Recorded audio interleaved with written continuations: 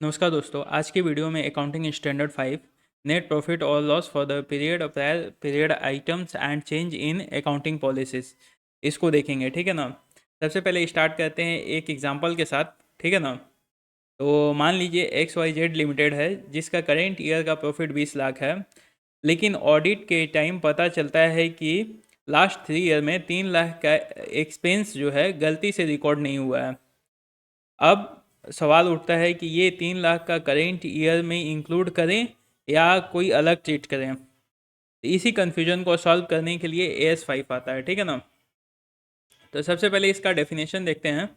AS5 जो deal करता हो वो नेट प्रॉफिट और लॉस से, प्रायर पीरियड आइटम्स और चेंज इन अकाउंटिंग पॉलिसीज। अगर जो एक लाइन में समझे तो एक अकाउंटिंग स्टैंडर्ड 5 जो है इंश्योर करता है कि प्रॉफिट और लॉस करेंट ईयर प्रेजेंट हो और यूजुअली आइटम्स प्रॉपरली डिस्क्लोज हो। ठीक है। तो सबसे पहले कॉन्सेप्ट देखते हैं। नेट प्रॉफिट और लॉस ये करेंट ईयर का टोटल रिजल्ट होता है। इसमें इंक्लूड होता है normal business incomes and expenses, other incomes and expenses. Objective होता है ट्रू परफॉर्मेंस दिखाना। फिर उसके बाद से इसका आता है प्रायर पीरियड आइटम्स, जो कि बहुत ही इंपॉर्टेंट है। ये वो आइटम्स होते हैं जो कि प्रीवियस ईयर से रिलेटेड होते हैं, लेकिन एरर और ओमिशन की वजह से करेंट ईयर में आए हैं। एग्जाम्पल के साथ अगर जो हम लोग देखें तो एक्स वाई जेड लिमिटेड ने लास्ट ईयर 3 लाख का इलेक्ट्रिसिटी एक्सपेंसेस रिकॉर्ड नहीं किया। अब करेंट ईयर में पता चला ये क्या है, तो इसको प्रायर पीरियड आइटम्स बोलते हैं। ट्रीटमेंट इसका जो होगा करेंट ईयर के प्रॉफिट एंड लॉस में शो होगा और सेपरेट डिस्क्लोज होगा। ठीक है। जिससे क्या है कि ट्रांसपेरेंसी मेंटेन करना जरूरी होता है, इसका AS5 का जो ऑब्जेक्टिव है। फिर उसके बाद से चेंज इन अकाउंटिंग पॉलिसीज। जब कंपनी अपनी अकाउंटिंग मेथड चेंज करती है तो उस केस में क्या होता है कि डेप्रीशिएशन का मेथड अगर जो स्टेट लाइन मेथड से WDV में चेंज होता है तो फिर इसमें भी इसको भी डिस्क्लोज करना पड़ता है। और इन्वेंट्री मेथड भी अगर जो चेंज करता है फीफो मेथड से वेटेड एवरेज करता है, तब भी यहाँ पे अपने डिस्क्लोजर का रिक्वायरमेंट होती है। ठीक है ना। और कब अलाउ होता है ये चीज़, तो ये होता है कि जब लॉ रिक्वायर करे तब, बेटर प्रेजेंटेशन के लिए, और अकाउंटिंग स्टैंडर्ड रिक्वायर्ड करता है तब के लिए है। ठीक है। अब इसका ट्रीटमेंट जो होता है उसका इम्पैक्ट कैलकुलेट करना होता है और प्रॉपर डिस्क्लोज करना होता है। ठीक है ना। अगर डेप्रीशिएशन मेथड चेंज से प्रॉफिट 2 लाख कम हो जाए तो ये डिस्क्लोज करना जरूरी होता है। ठीक है ना। फिर उसके बाद से आते हैं एक्स्ट्रा ऑर्डिनरी आइटम्स। जैसे कि कोई इवेंट है जो नॉर्मल बिजनेस से रिलेटेड नहीं होता है और रियरली होता है, तो ये भी अपना डिस्क्लोज करना जरूरी होता है। एग्जाम्पल्स के लिए अर्थक्वेक लॉस हुआ या फिर फ्लड हुआ, तो इनको सेपरेटली डिस्क्लोज करना होता है। ठीक है। और एग्जाम में जो होता है वो कॉन्सेप्ट को समझना जरूरी होता है, क्योंकि ये केस स्टडी बेस आता है। तो अगर जो आपको ऐसे ही कुछ क्वेश्चन सॉल्व करने हैं तो हमने 1500 क्वेश्चंस का एक पूरा सेट तैयार किया है जो CA इंटरमीडिएट के लिए है, एडवांस अकाउंटिंग में, जो चैप्टर वाइज है। ठीक है ना। तो अगर जो आप इसको लेना चाहें तो आप हमारे वेबसाइट पर विजिट कर सकते हैं, arunsharmaclasses.com। वहाँ पे जाने के बाद से आप मेन मेन्यू में जाएंगे।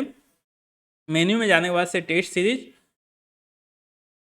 सीरीज जाने के बाद से CA इंटरमीडिएट, यहाँ पे आप जाएंगे। आपको हर एक सब्जेक्ट का 1500 क्वेश्चंस दिए हुए हैं, जो कि आप इजीली इसको सॉल्व करते हैं तो एक कॉन्सेप्ट क्लैरिटी हो जाती है। ठीक है।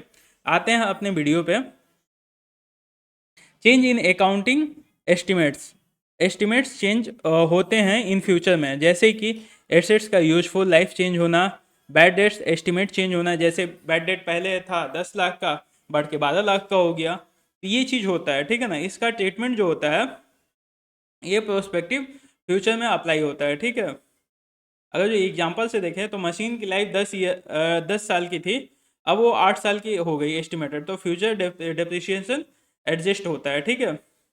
अगर जो मान लीजिए कि एक एग्जांपल के साथ ही देखें, XYZ लिमिटेड के केस में करेंट ईयर प्रॉफिट 20 लाख है, प्रायर पीरियड एक्सपेंसेस 3 लाख है और पॉलिसी चेंज इम्पैक्ट 2 लाख का लॉस है।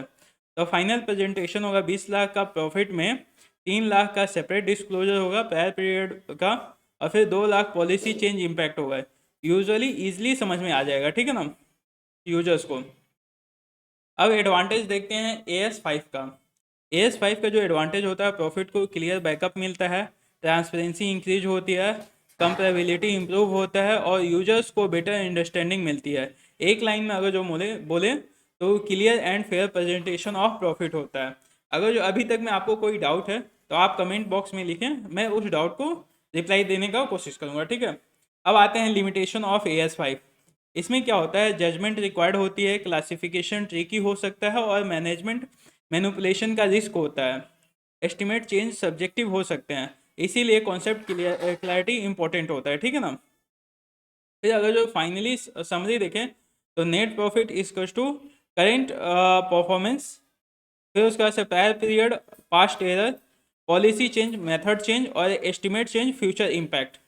अगर जो फाइनल इस कंक्लूजन में समझे तो इसका जो होता है कि AS5 इंश्योर करता है कि प्रॉफिट और लॉस को क्लियरली प्रेजेंट किया जाए और कोई भी अनयूजुअल या पास्ट आइटम प्रॉपरली डिस्क्लोज किया जाए, ठीक है ना। अगर आपको ये वीडियो समझ में आता है, हेल्पफुल लगता है, तो आप वीडियो को लाइक करें, चैनल को सब्सक्राइब करें और शेयर करें और कमेंट में लिखें AS5 क्लियर है सर।